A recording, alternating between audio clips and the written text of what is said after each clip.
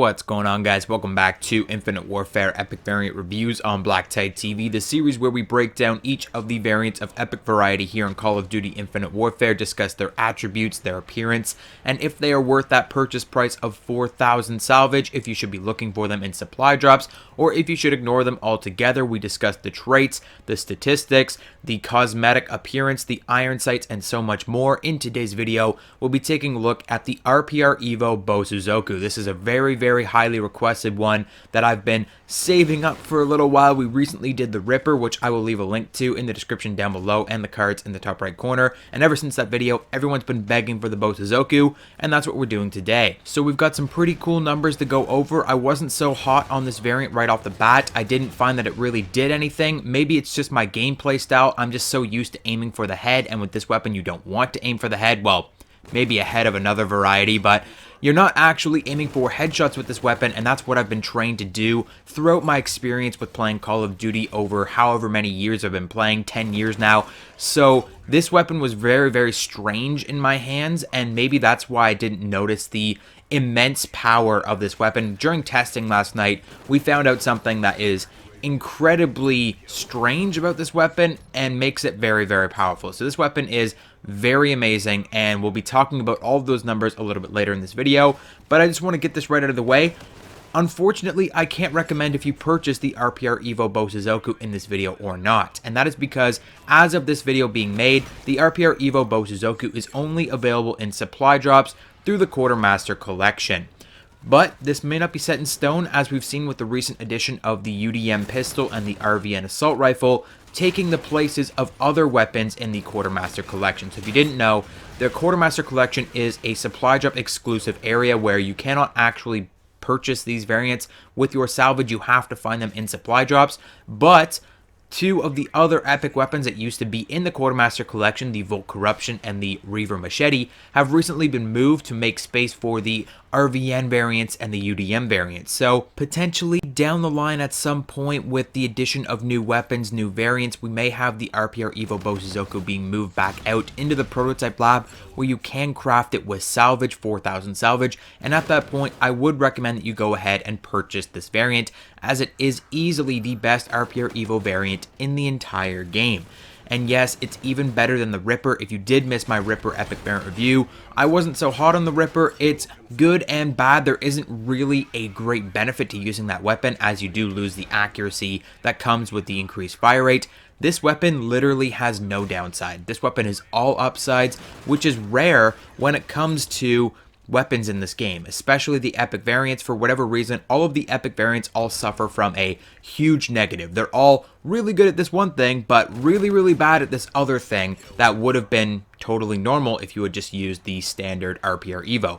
This weapon has no downside, technically, as long as you're aiming for the right part of the body. But that's enough rambling out of me. Let's get started on this variant, starting off with the appearance. The bright pink camouflage is just so badass. I know that contradicts itself, being bright pink and badass at the same time, but am I the only person that thinks pink is the new black? Like, I don't know what it is, but when I'm playing in this game, I want the really bright, flashy camouflages. Maybe it reminds me of like insects and animals in the wild that have like bright red on them to show other enemies that they're dangerous and stuff. Like running around with a bright pink gun, how much more ridiculous can you get in a game? But it just makes you feel like so tough. Like, yeah, I've got a bright pink gun, come at me, bro.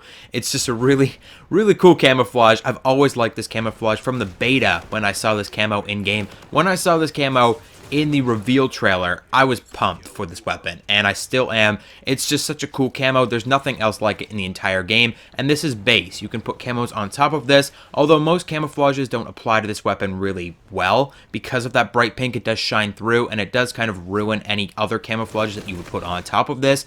But why would you want to put any other camo on top of this? Like, this is the most beautiful gun in the entire game. So right off the bat, appearance is 100% on this weapon. Moving into the statistics. So at this point on screen, I'll be throwing up the epic variant card, and we can take a look at these traits. The epic trait being below the belt, bonus damage toward the groin instead of headshots, and the common trait being stability, which will reduce your recoil by about 3%. So not as much as a foregrip. It will of course stack with foregrip, but I don't really find that it's necessary with this weapon, as it is an SMG. The reduced recoil is nice, but you won't really notice it at really close ranges where this SMG is in its prime. It's only at the really long ranges where you have the assault rifle version popped out where that's only going to make a difference, and really even at that point, you probably should just move in for the kill. You can't really use this weapon at long range. The RPR EVO has so much idle sway and has such a high kick anyways that long range engagements just aren't the best for this weapon.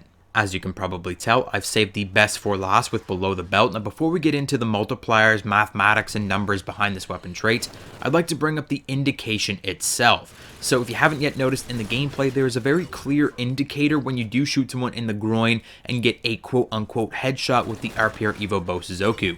Whenever you shoot someone in the groin, a very bright red hit marker-esque image will pop out from your enemy, basically guaranteeing you that yes, you got an increased damage shot on your enemy, and that's very, very helpful as it helps you to really judge how many shots it will take to kill your enemy, how fast you will get that kill, and there is nothing of the sort available on any other weapon with headshots in this game. So it's really nice that they added in that extra little element because it's not always clear whether you're shooting someone in the groin or the thigh or the butt. Like, you don't really know where you're shooting them, and sometimes you might miss and you might think it's a shot, so it's very nice that they added in this nice little element. Now, how much increased damage will you actually be doing to your enemies when you are shooting them in the groin? Well, this is unprecedented. This is the most damage that this weapon can do, that the RPR EVO can do as a whole. There is no hollow point or Faraday slug attachments for your SMGs in this game, but this weapon has one built in.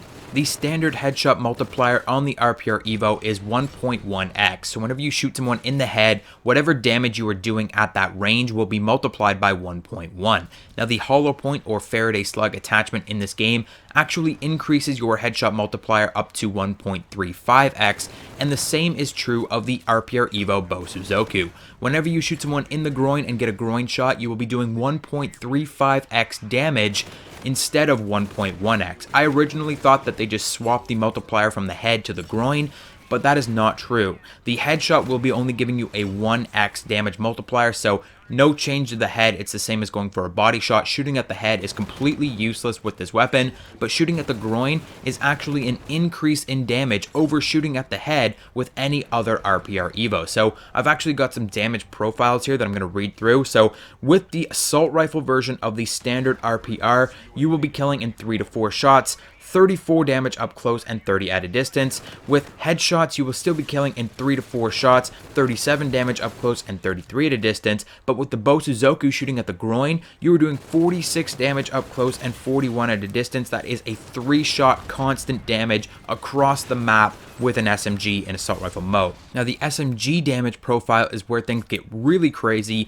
The RPR EVO actually has 4 different damage ranges, so 30 up close, dropping off to 23, dropping off to 19, dropping off to 16, so a 4 to 5 to 6 to 7 shot kill.